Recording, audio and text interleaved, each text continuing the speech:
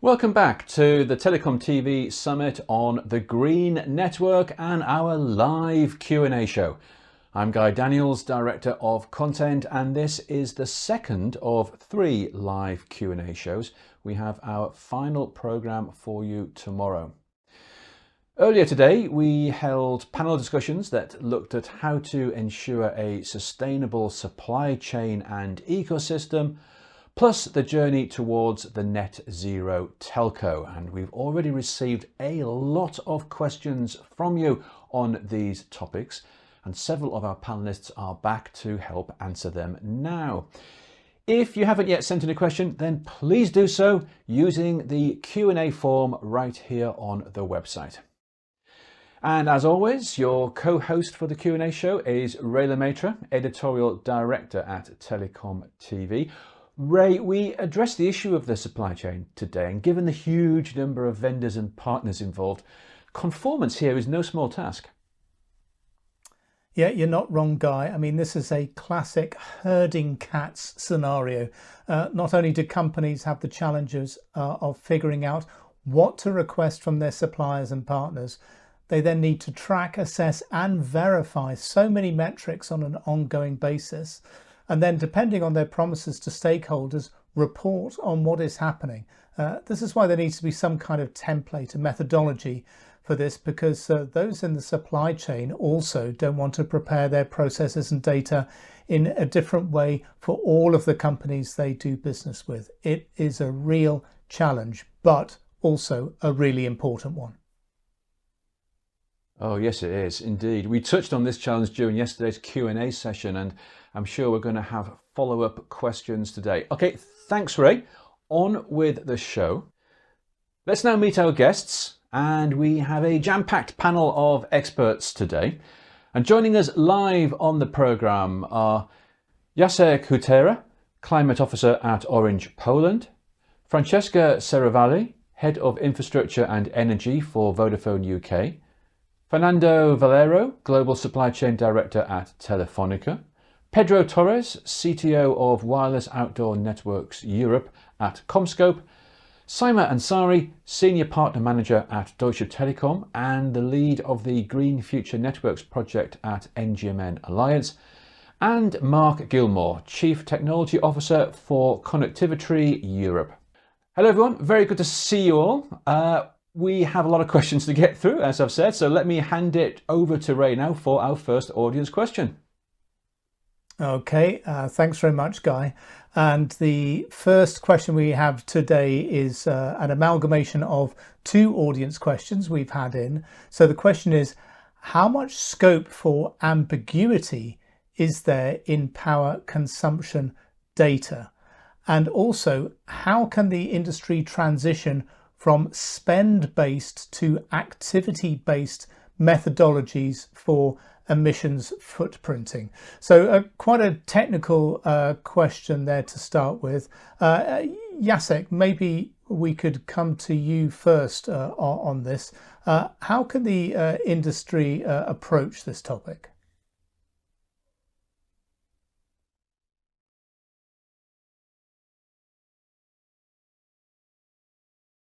I think we might have to come back to you in a little while there. We've just got a few audio problems there. So Jacek, we'll try to come back to you shortly. Saima, we'll come to you next. Reporting obviously really important.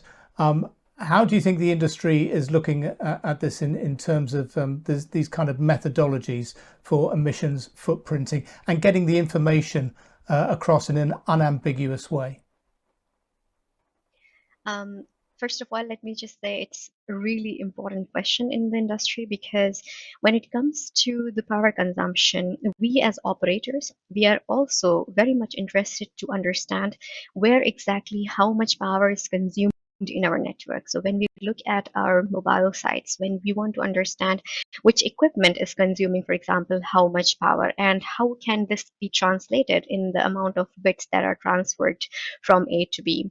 So in terms of answering the question directly, whether there is ambiguity or not, I would say yes. And in terms of also taking this a step further, we as operators and also together with vendors, we set up a project called the metering in NGMN Alliance, the Green Future Networks, where we exactly wanted to tackle this topic and understand how and where metering can be implemented in our networks so that we are able to understand the exact power consumption, and then only we are able to report it to our customers and also to the audience. As of now, I can tell you that we are reporting our emissions, carbon emission intensity, and our energy intensity as well. These are two standardized KPIs which are quite at least popular in our sector. The energy intensity is something like a total energy consumption in proportion to the data volume that is transferred. So with this, you can also get an impression about the performance of our networks. So that's also publicly available. So you can go to our webpage of Deutsche Telekom and you can look into the corporate reporting.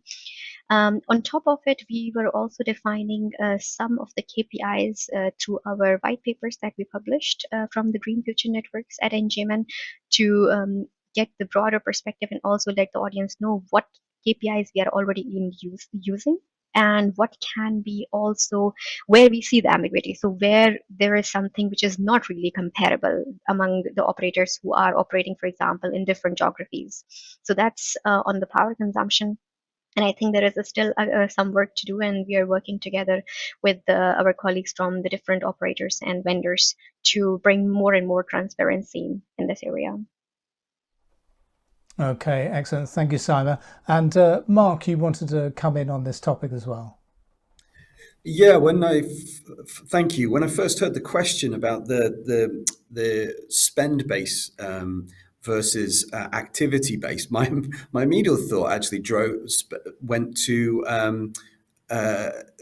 offsetting, and basically how it's just inappropriate really just to put money aside to offset about it, but actually what is the activity that is going in. Maybe that's a simplistic way of looking at it, but that was the immediate thought that came to my mind when the question came in. And I agree with Simon's point there about having proper metrics, because the energy consumed per bit can be a little bit of a misleading metric if you're not, it improves as you utilize the network, and I think this is a place then, for example, where somebody like ConnectiviTree would fit in well as a wholesale provider in the industry, because we're actually driving up then better utilization across the board. And I think we need to look at initiatives such as that to actually bring down emission usage across the entire industry. So that was just one thought that came to my mind with that question. And Francesca, let's come to you now on this, about the way things are measured, and also about the ambiguity of reporting to the industry and to the broader ecosystem. I mean, in Vodafone, what we do, we have a very thorough methodology to quantify the network consumption. We use a smart meter across our estates, both at the core and at the RAN. We use some specific counters, some specific smart data, and we are able to have then, through a bottom-up approach, to have an holistic view of a total energy consumption. And we do this exercise every month when we do our rolling forecast, and we take into account our current state as well as our current expansion program and all the energy saving the list of program for energy saving initiatives, so that we could really have a single source of truth in terms of energy consumption. Now, in terms of communicating this to the outside world in a clear way, I think it's really important that we use simple KPIs like the one that are suggested from NGM, like, for example, dividing the total energy consumption from to the customer base, or dividing the total energy consumption to total traffic. I think it's really important that when communicating to the customer, we give a quite simple measure. This is with regards to the energy. When it comes to the emission, it's a different story.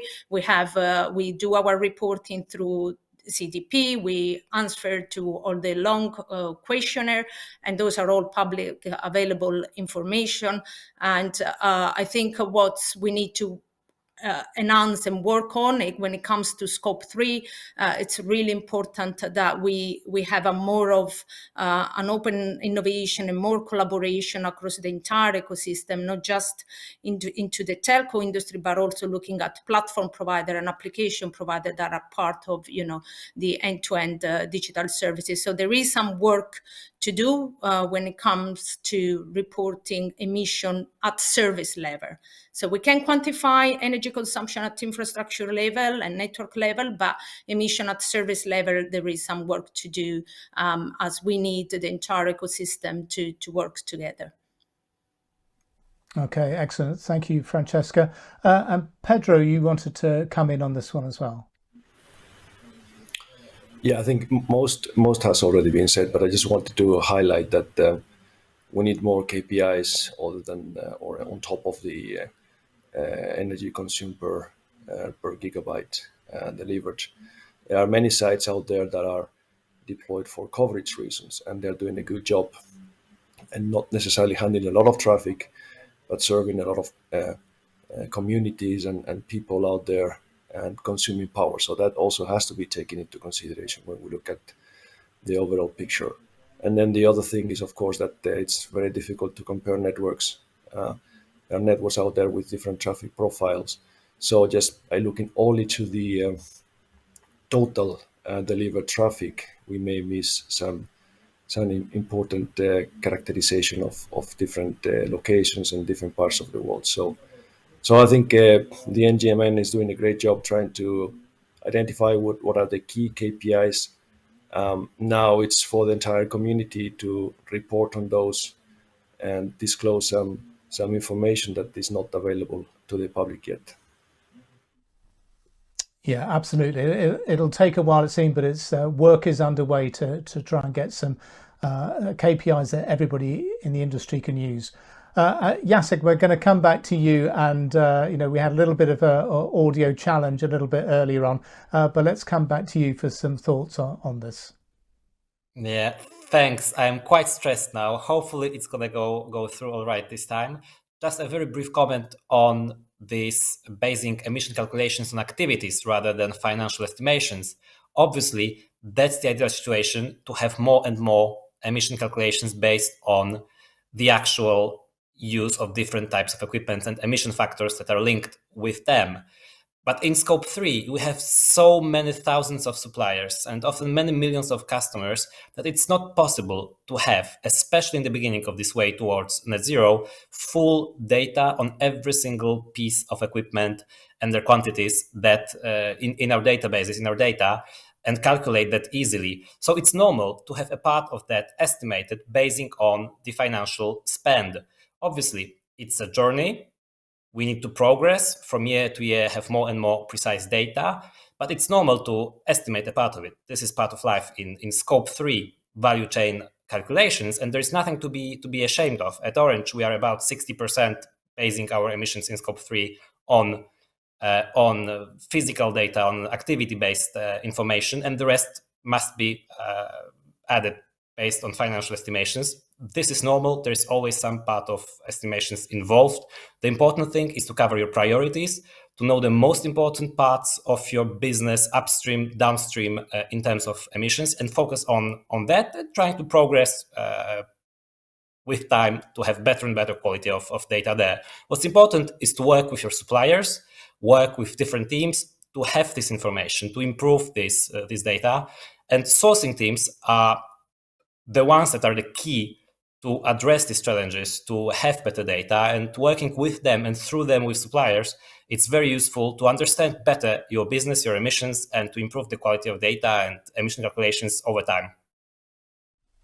Yeah, absolutely. Perfect audio there, Jacek, and great points. And let's just remember, if we just went back to pre-COVID 2019 and compared how much information and how much focus there was on these KPIs, on these metrics, on this topic, we're light years ahead now. So massive progress has already been made.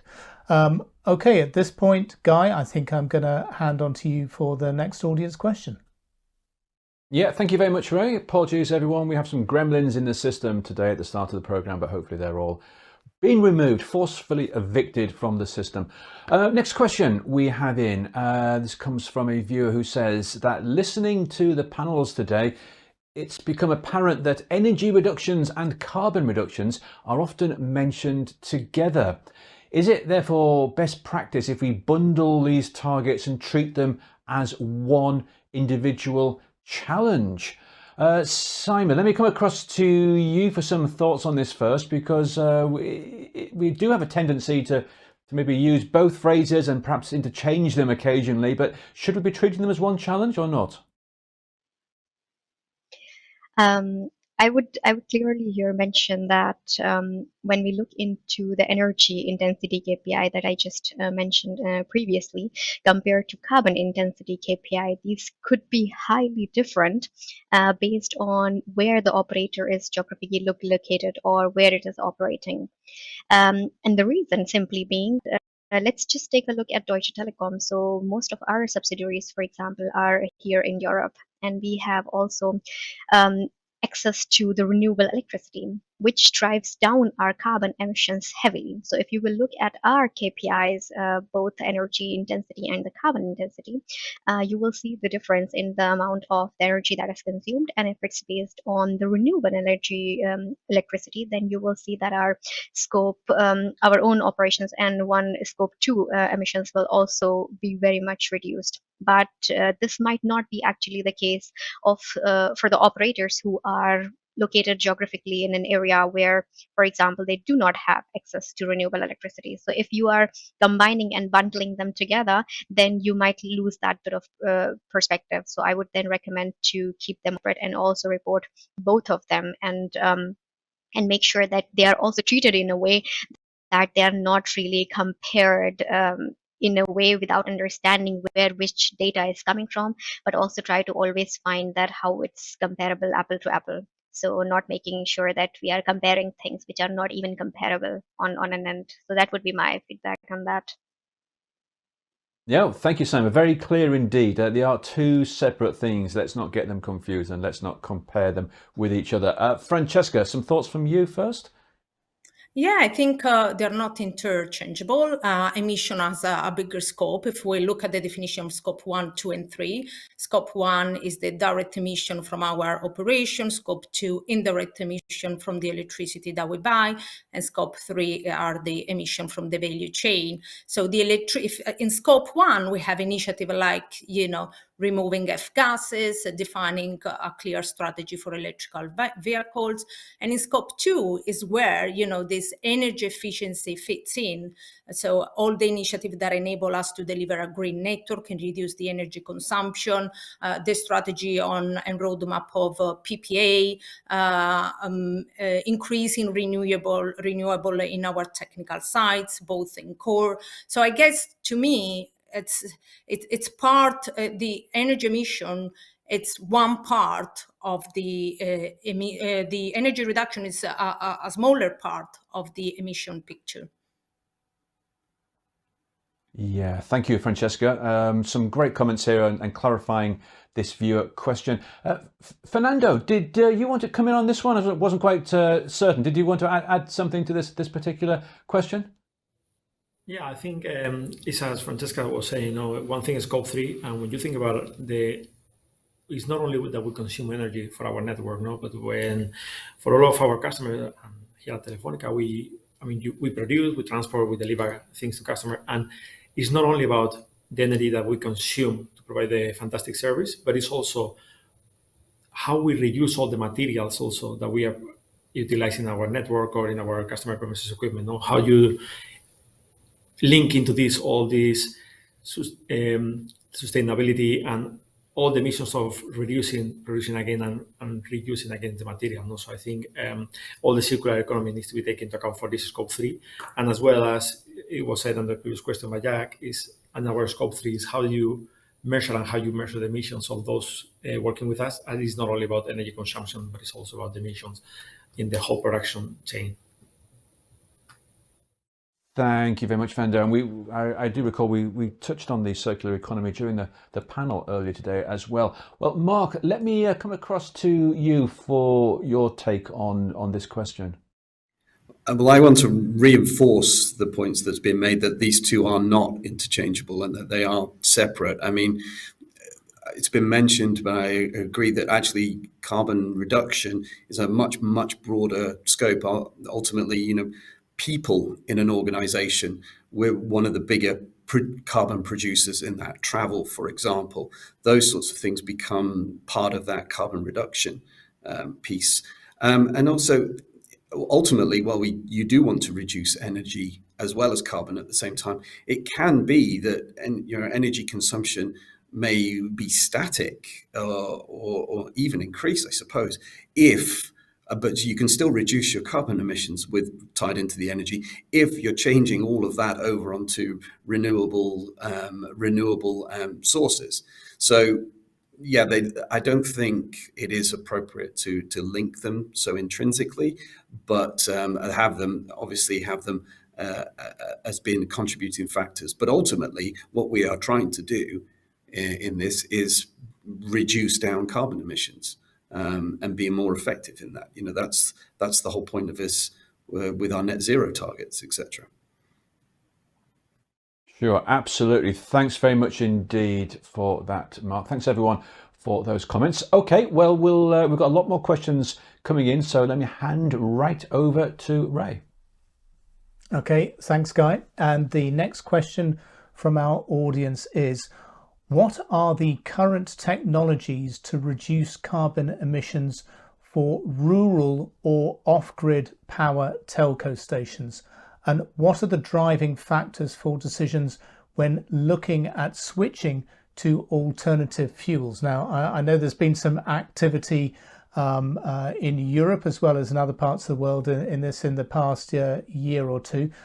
So let's start with Simon. I think you wanted to come in on this question. Sure. When it comes to the off-grid sites, of course, our overall ambition is to raise our proportion of the renewable electricity, and especially since we already have committed to 100% renewable electricity for the entire Deutsche Telekom group. We make sure that more and more electricity we also produce directly on site. So we have ambition to increase that production as well.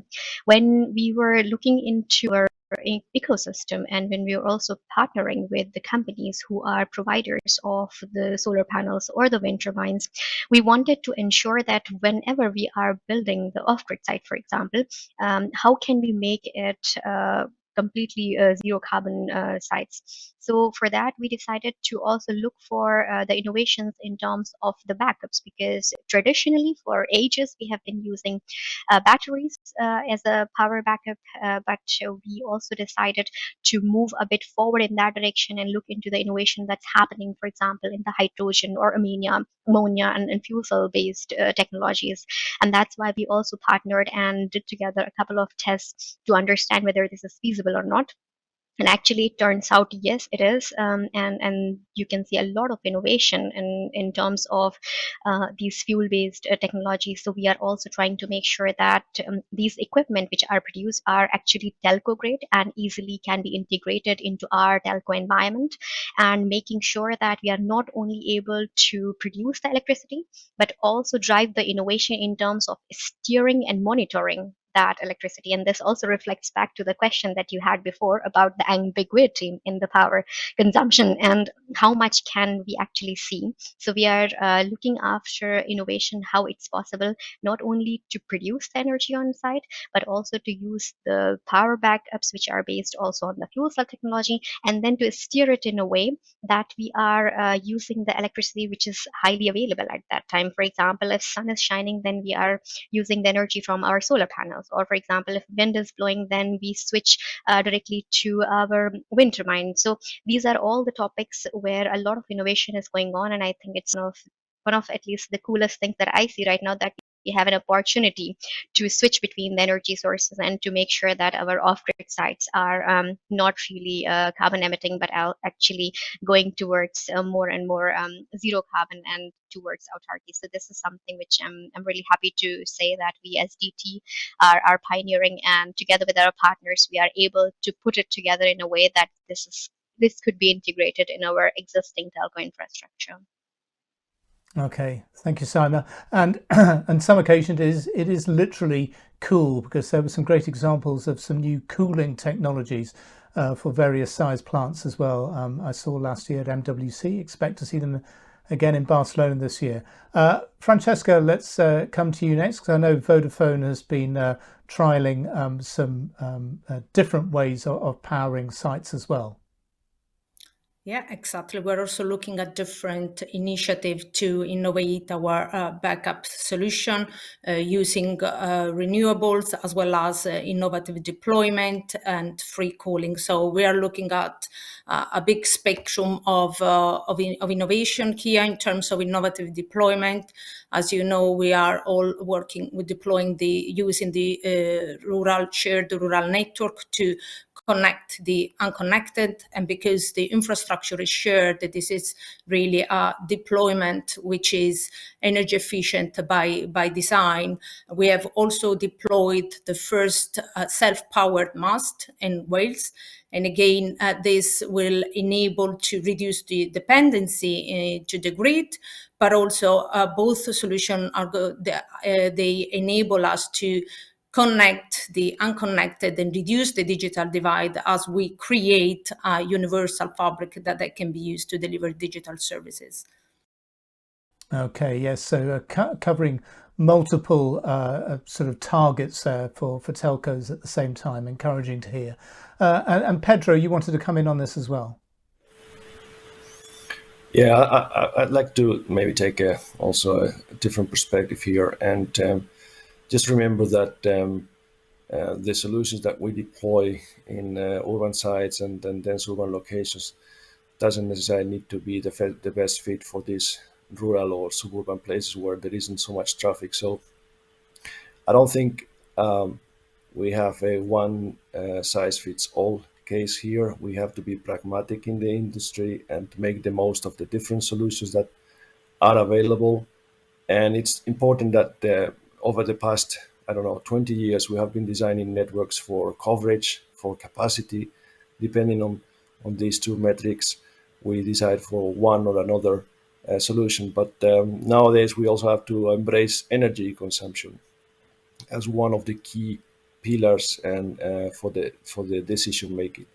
And our own analysis has shown us that if you deploy 44-hour or 88-hour solutions in those suburban rural places, you can save 30 to 50% power in those sites where there is a little to moderate traffic load. So my advice to everyone in the room and online is be pragmatic. Use all the tools available at your disposal.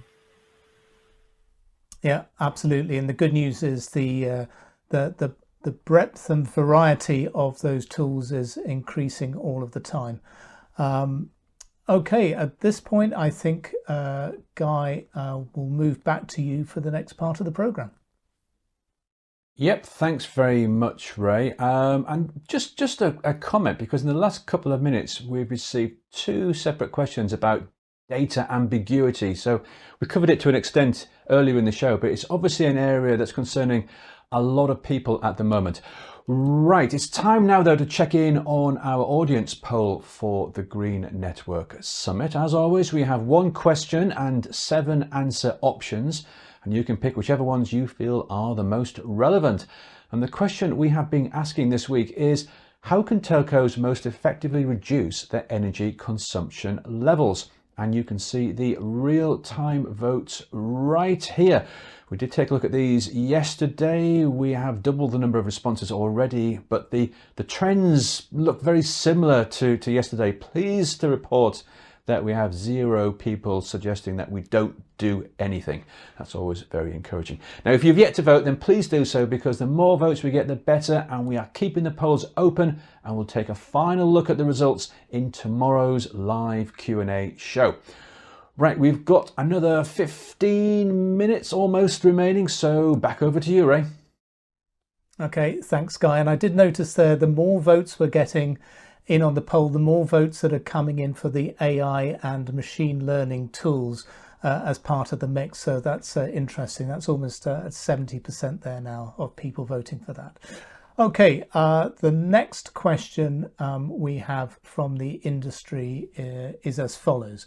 If telcos are too reluctant to set benchmarks for energy reduction and don't want to set up a leaderboard for themselves, then do we have to turn to regulators to impose measures? So I think we had a similar kind of question on yesterday's live show as well, but this is obviously a very hot topic in terms of green networks. So so maybe we can come to you first.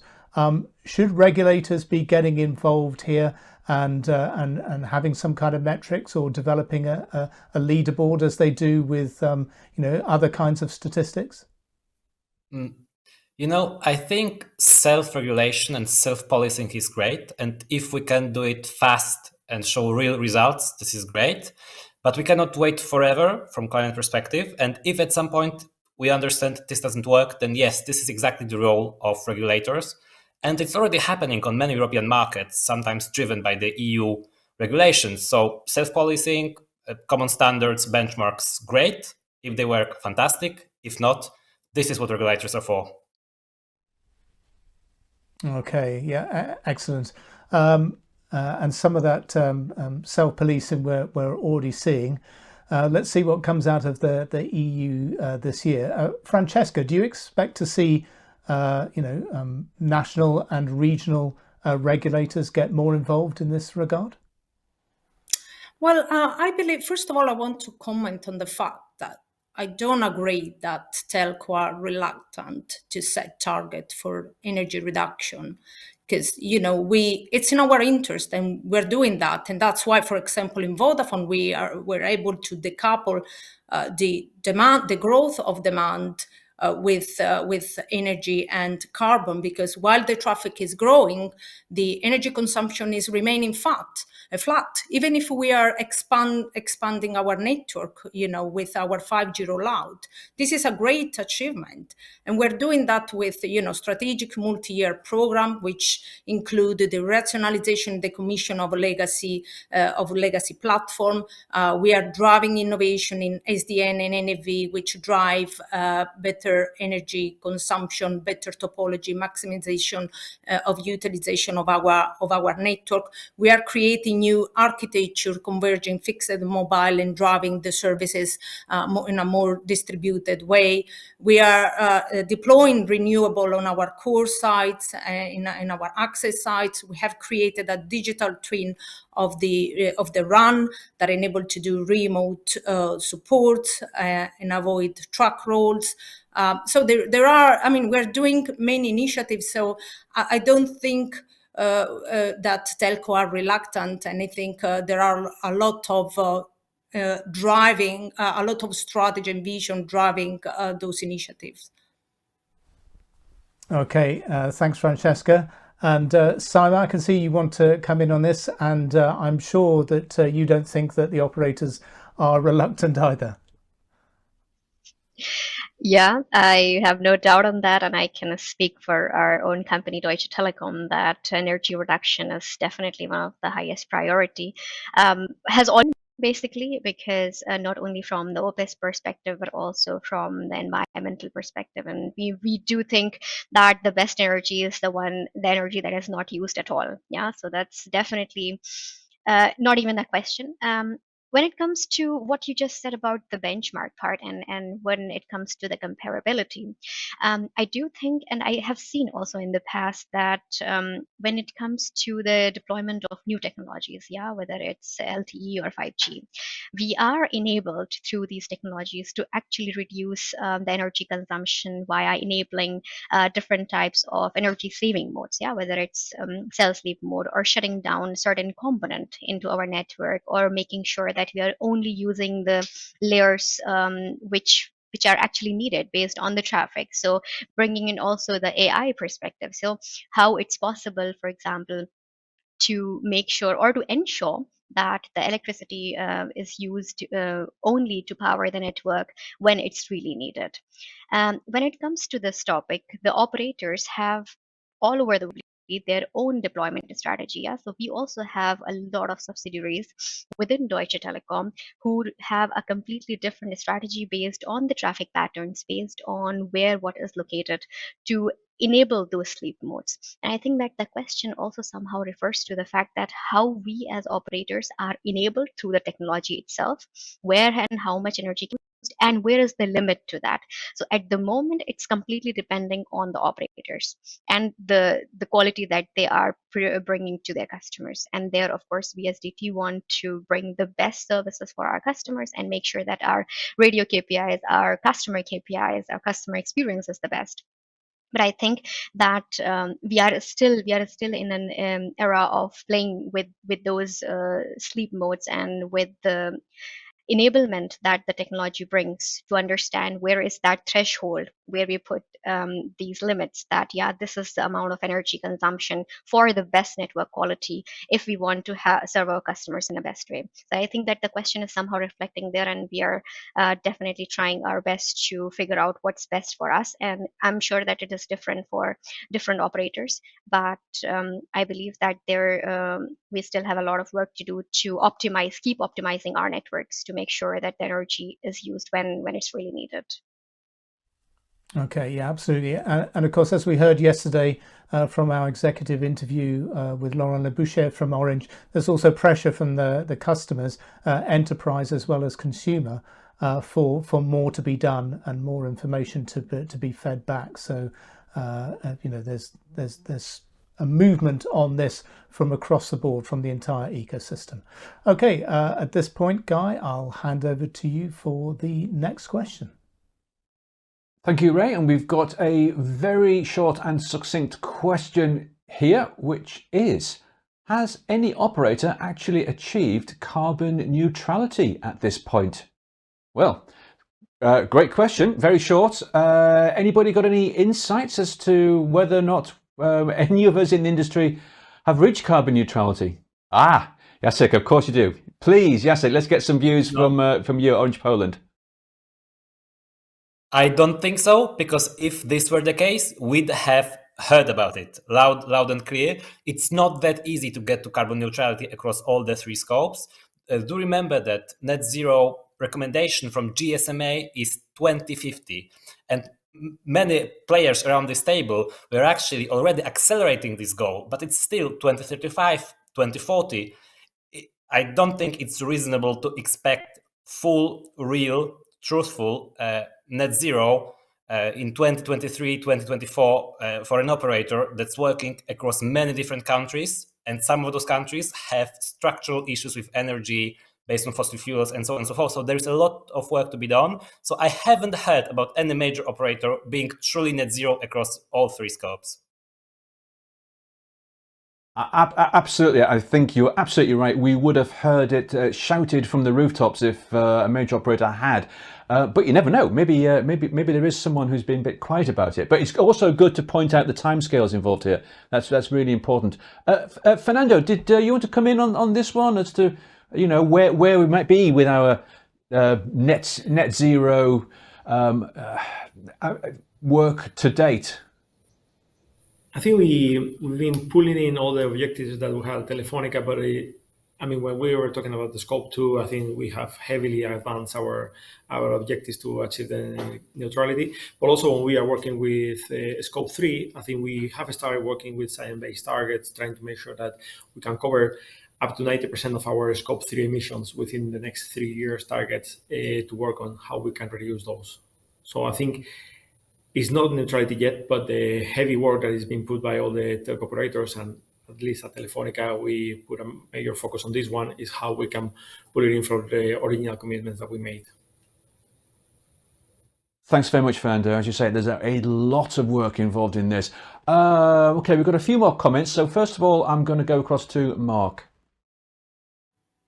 Well, Jarek set a very high benchmark there in terms of net zero across Scope 1, Scope 2, and Scope 3, and the journey to get to that with carbon neutrality in Scope 1 and Scope 2. That's probably the more measurable and containable target to hit. And then turn that into carbon positive. You can still be carbon neutral and carbon positive without achieving net zero as part of the overall scope. And I think that's important to note.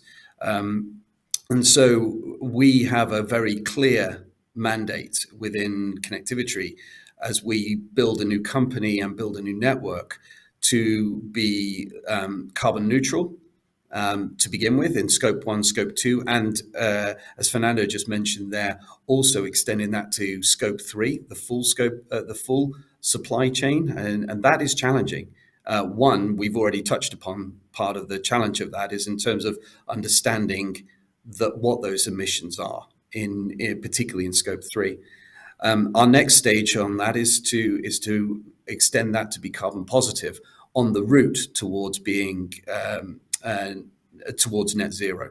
But they are three distinct and different stages along the path.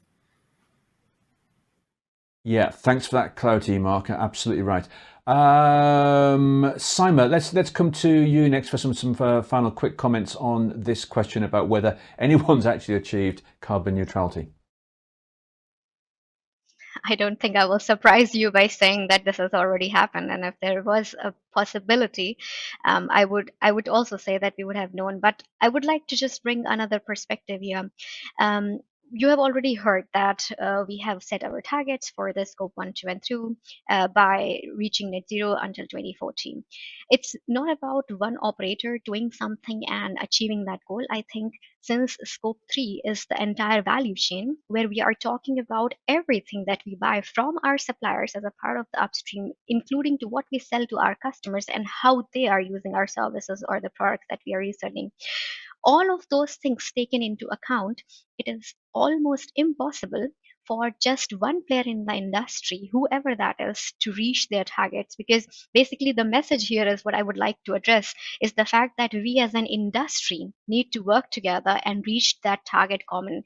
So we can accelerate it by bringing many different efforts. Like for example, in our company, we are switching to electric fleets, or we are thinking about going an extra mile in terms of investing a lot in the innovative technologies, reducing the power consumption, optimizing our network to the utmost best, making sure that we are also involving our suppliers, our entire supply chain, educating our customers. So all of those efforts all together can help all of us to reach our common target. And I think that should be the basis of the conversation, and try to accelerate the efforts together with the suppliers and the customers on board. And I think that's the way forward here in this journey towards net zero. Right, thanks very much, Simon, for those comments. And Francesca, quickly going across to you as well.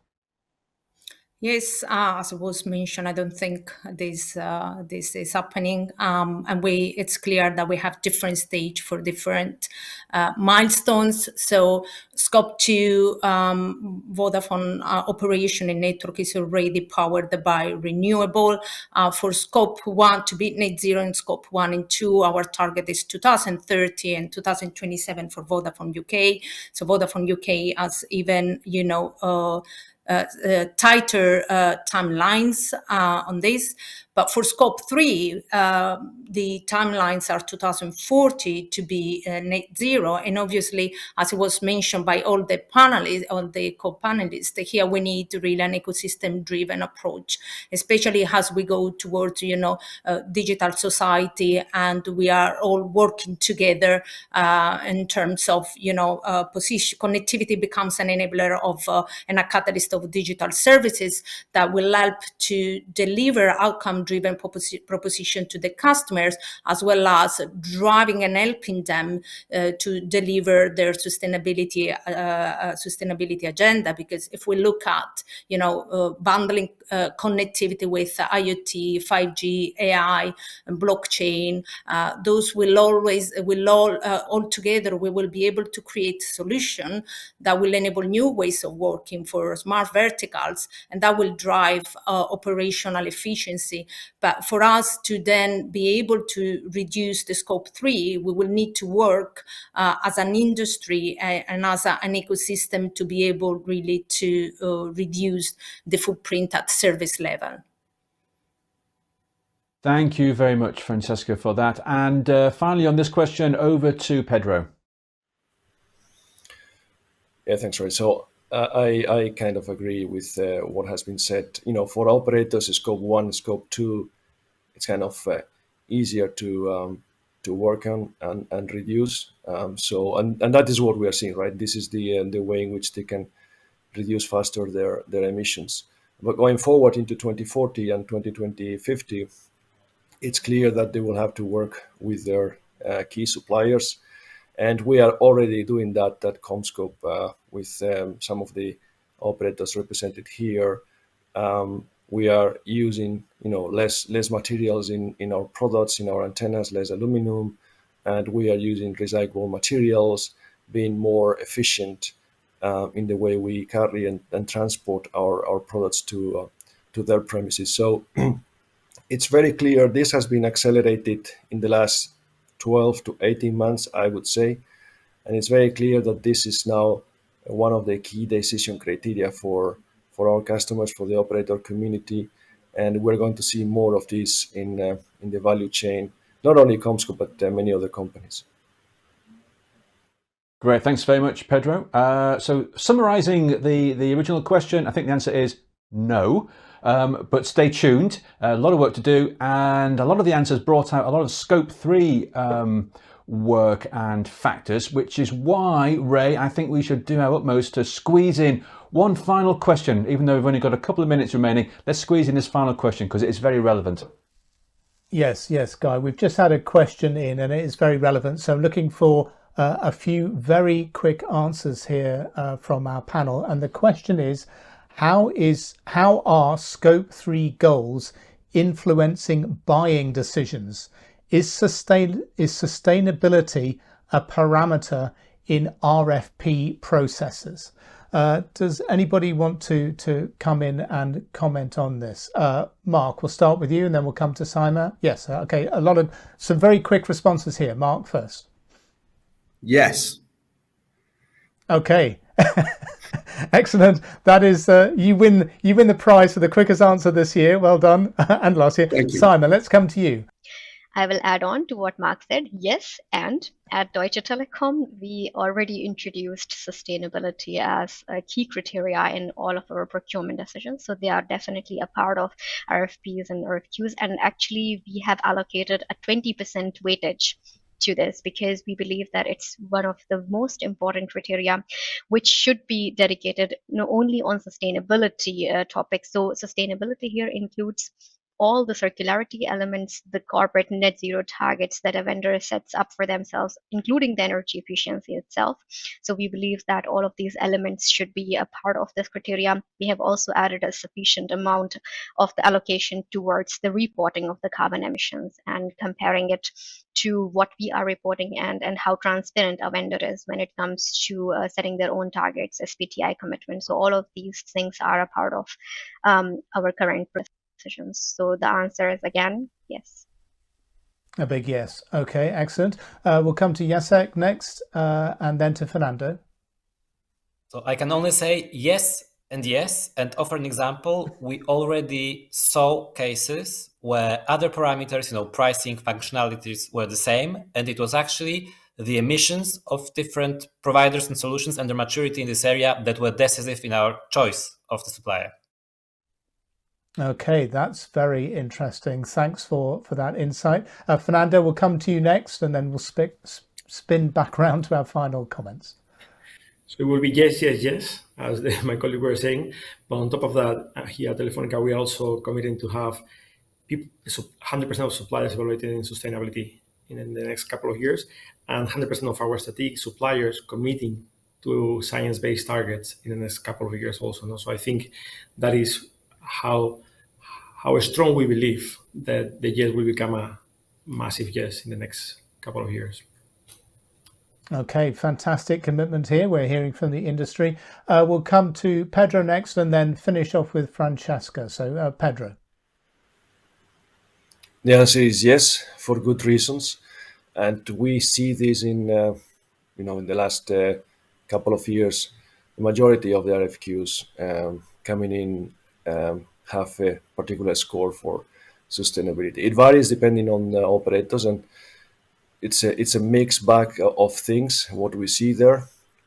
But clearly, the industry needs to be able to respond to very clear and SBT targets, and have like a common way in which we can report and benchmark all the different vendors. So clearly, this is here to stay.